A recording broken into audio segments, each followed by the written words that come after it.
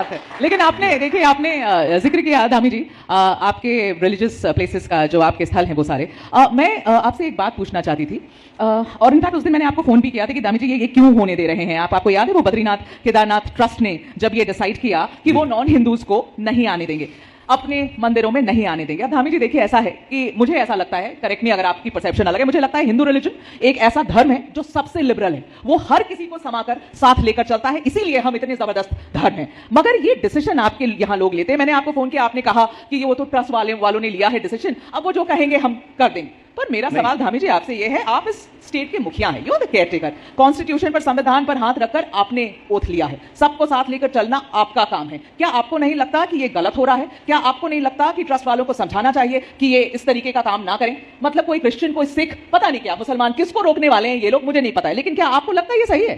मैंने आपसे ये भी नहीं कहा कि हमने उसको लागू कर दिया है, लागू करने का काम तो सरकार करती है। ठीक है, हमने आपसे ये भी नहीं कहा कि हम लागू नहीं कर रहे हैं। आपने मुझे कुछ नहीं कहा, आपने मुझे ट्रस्ट का डिसीजन है। मैंने दोनों चीजें आपसे कही। मैंने कहा कि ट्रस्ट के लोगों ने ऐसा कोई बात कही है, लेकिन अभी इस पर सरकार की तरफ से निर्णय तब होता है। देखिए एक बात मैं आपको बताऊं, जब से मैं बहुत, आपको तो पता है मेरे को क्या कहते थे, नौसिखिया मुख्यमंत्री बना दिया, क्या कहते थे? मैंने नहीं बोला, अभी शुरुआत में आपने कुछ बोला था मुझे। बोला आपको नौसिखिया, ये आप डाल रहे हैं मेरे मुंह में बात, मैंने बिल्कुल नहीं कहा। धामी जी आई सेड यू फायर, मैं था ही नहीं, मैं क्या कहूं, मैं सामान्य से पार्टी का कार्यकर्ता था, विधायक जरूर था, मैं 2 बार से लगातार, तो बाकी उसके अलावा मैं कभी सरकार में ऐसा काम करने का मेरे को नहीं था सच में। ठीक है, प्रधानमंत्री जी की प्रेरणा से जो भी काम किया, उनसे मार्गदर्शन लेकर किया, तो मैं कह रहा हूं कि मैंने क्या काम किया।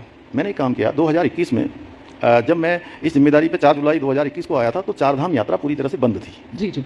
उस समय कोरोना महामारी के कारण माननीय न्यायालय ने इस पर रोक लगाई हुई थी, लेकिन 4 धाम यात्रा हमारे राज्य के लिए लाइफ लाइन है। इससे कारोबार चलता है, पूरे साल भर की लोगों की रोजी रोटी चलती है, आजीविका चलती है, और बहुत बड़ा हमारा आर्थिक प्रगति का कारण भी हमारी 4 धाम यात्रा है। तो मैं स्वयं माननीय न्यायालय में गया, मैंने वहाँ अपनी बात रखी, उनको समझाया। उन्होंने कहा कि हम कुछ 1/3 या एक दिन में 200 लोग यमुनोत्री में, 200 लोग गंगोत्री में, 400 लोग केदारनाथ जी में और 400 लोग बद्रीनाथ जी में, इस प्रकार से हम आपको इतने लोगों की छूट दे रहे हैं, जबकि यहाँ तो लाखों लोग दर्शन करते हैं जी, मतलब लाखों लोग। इस बार भी हमारे 55 लाख से ज्यादा लोग आए हैं। अच्छा। 4 धामों में, तो इतना पर्याप्त नहीं होता था। तो हमने उनसे बात करी और फिर हमने स्टेक होल्डरों के पास भी गए।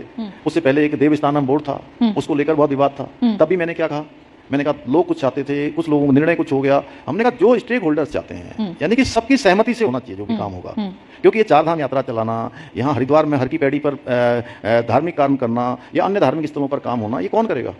ये सरकार नहीं करेगी अकेले।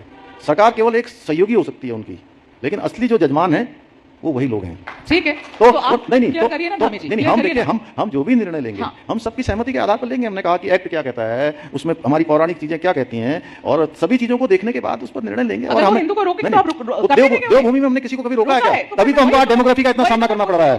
नहीं, आज देखिए जनसंख्या का इतना असंतुलन हो गया है, अगर किसी को रोका गया होता तो इस असंतुलन कैसे होता है? उसी को तो हम थोड़ा थोड़ा करके रोक रहे हैं। ये भरोसा लेके जाओ कि धामी जी होने नहीं देंगे। नहीं, जो विधि सम्मत होगा, जो हमारे जो है, जो हमारे पहले से जो हमारी जो व्यवस्थाएं हैं, पौराणिक व्यवस्थाएं, उसके अनुरूप जो निर्णय होगा, सबसे मिलजुल के बात करके जो भी एक अच्छा रास्ता होगा वो निकालेंगे। इसमें विवाद जैसी कोई स्थिति नहीं है। विवाद जैसी स्थिति मैं तो ये भी समझना चाहती हूँ कि आप पता कैसे करेंगे कि वो हिंदू हैं?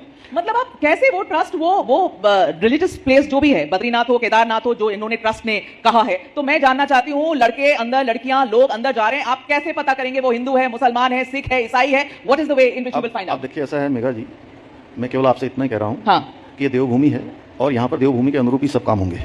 तो मैं देवभूमि के अनुरूप मैं समझ रही हूँ धामी जी, आप किसी को नहीं रोकेंगे। मैं तो ये सोच के जा रही हूँ, आगे नहीं जाना चाहता, नहीं तो फिर आप मुझे कुछ और कहने लगे। मुझे पता है फंसोगे आप इसके आगे अगर मैं जाऊंगी तो। नहीं, आप